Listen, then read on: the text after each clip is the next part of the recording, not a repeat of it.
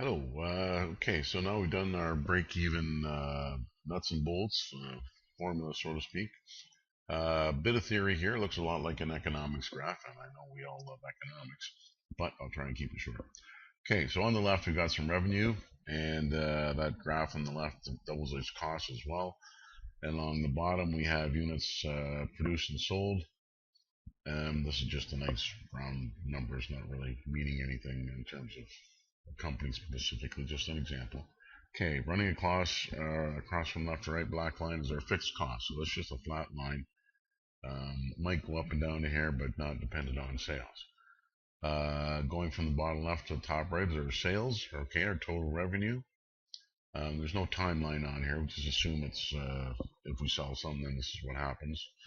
And then from the mid left to the upper right, we have a pink line, which is our variable cost. Okay, so the variable costs start at zero, right at the fixed cost, because they are on top of our fixed costs, are added to, and up until our break-even point, that little pink area, we have a loss. Okay, even though we're selling at a margin, until we get up to that break-even, our margin's only first of all paying off our fixed cost, and then as we keep selling things, we're starting to get closer and closer to break even because every time we sell something, we have to buy something first. So we hit break even, and then bang, our pink line keeps going. We still have to buy more stuff to sell, and the blue line keeps going up. So in that little shaded area where it says profit, surprise, surprise, that's where you have a profit. Again, it's a classic break-even diagram. You may find this useful. Some people do, some people won't. I include it because it is the standard graph for just about every textbook I've ever seen. So there you go. Onward. Okay, once more, we're looking at a comparative income statement, a little more calculated than the examples, or excuse me, a little more complicated than the examples we've been using so far. It goes from left to right, 2007, 2008. So sales revenue went up from 2.286 to 2.920. And in the middle there, we've got some quickie common size numbers.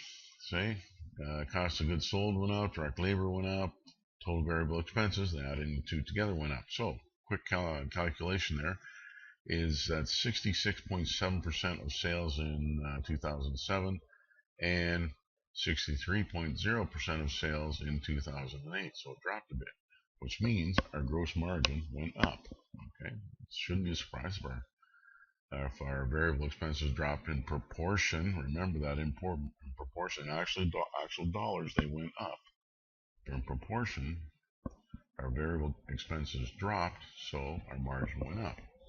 Okay, fixed expenses. Well, you know what? I slide down them here. They went up a bit too. They went from 926 to 984, but they're fixed. Okay, so keep in mind that even though they went up from one year to the next, doesn't mean they're variable.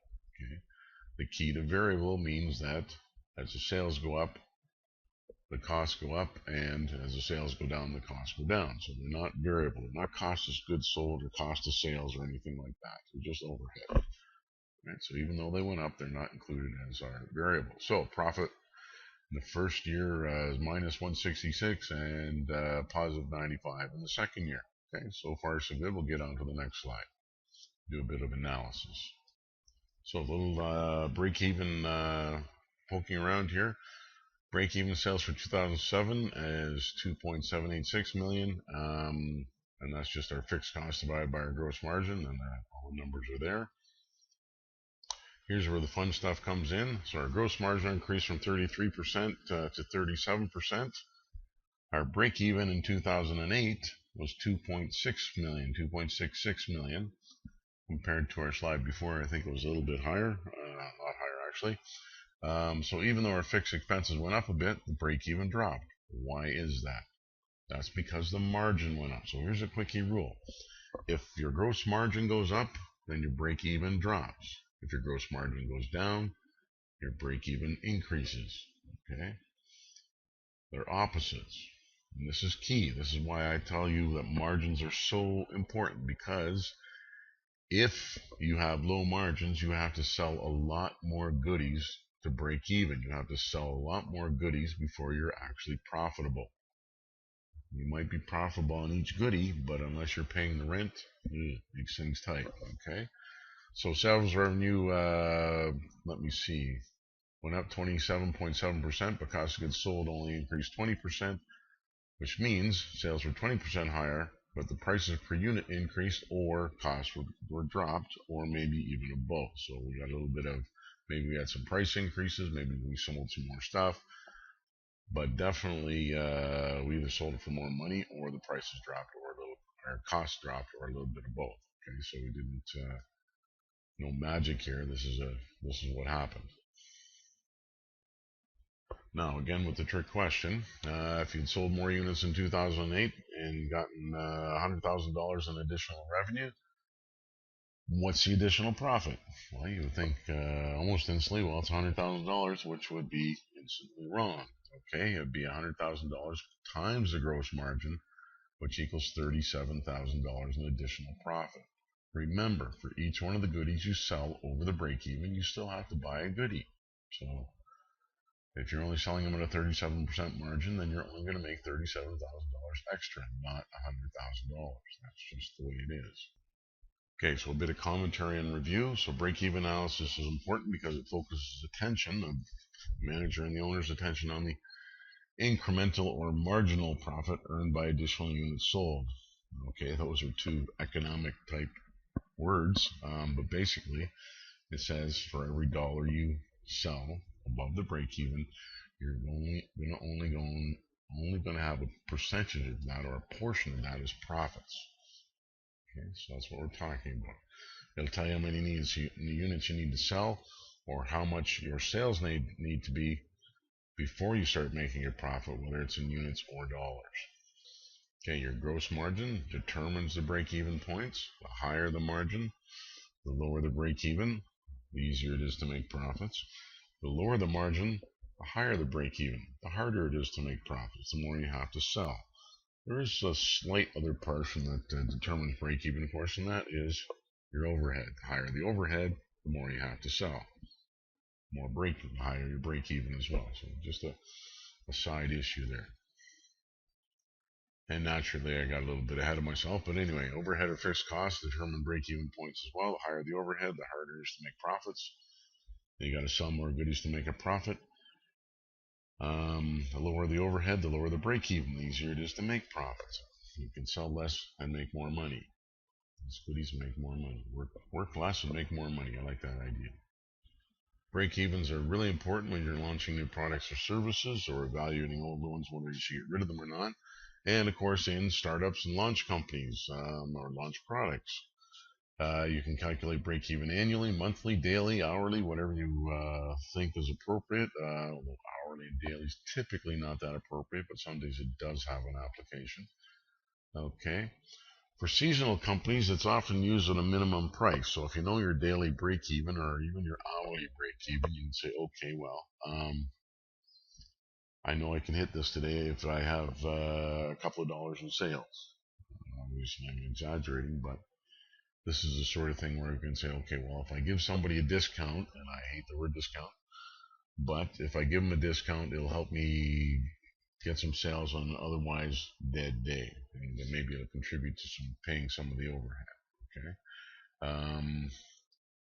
You can do this if your trucks or your delivery people or your carpet cleaning or whatever it is, all your equipment will be sitting idle otherwise.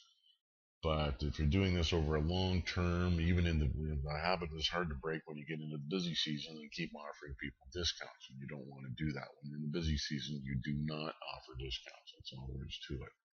And this is where small business owners fall into a bit of a trap, is their customers get trained to work on the discounts, and then when they don't get it in the busy season, they get all upset. You got to be very careful with that.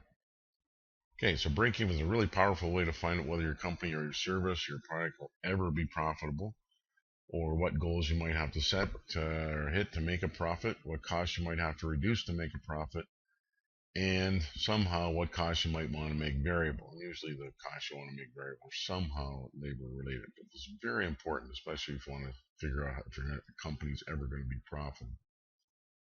And as I like to say to my small business class, basically break even is a really great way to find out how much I have to sell to pay the rent, how much I have to sell to pay myself, and how much I have to sell to pay for the Benz. Now, the Benz is a bit of a different situation, and I see that fairly frequently, and I'll get into that in our next slide.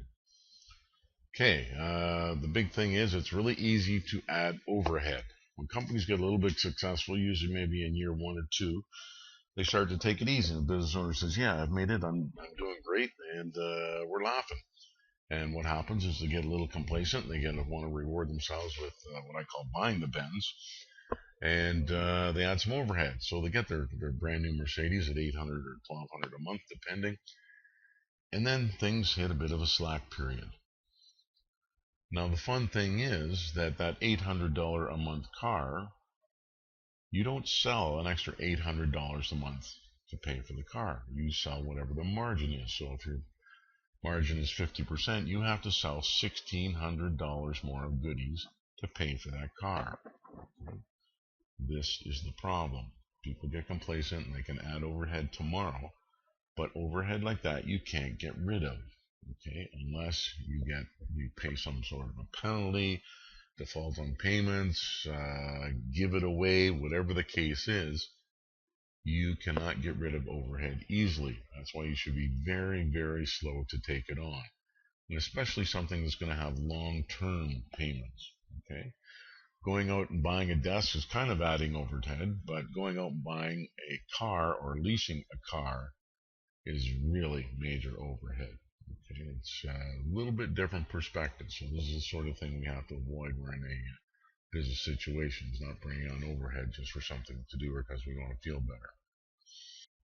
Okay, and finally, let's have a look at Chef Henri, a little thing in the content of Fanch Online there. It's just an example of things to do. And for the Excel piece, you need to know the function roundup. Okay, so it's equals roundup. You put your calculation, whether it's a cell divided by a cell or brackets in a cell, whatever the case is, and zero being the number of digits you want in your roundup. In which case you want a whole number, so it would be 0. It wouldn't be 0.1, it would be 0 digits. Okay, useful calculation, useful Excel calculation function.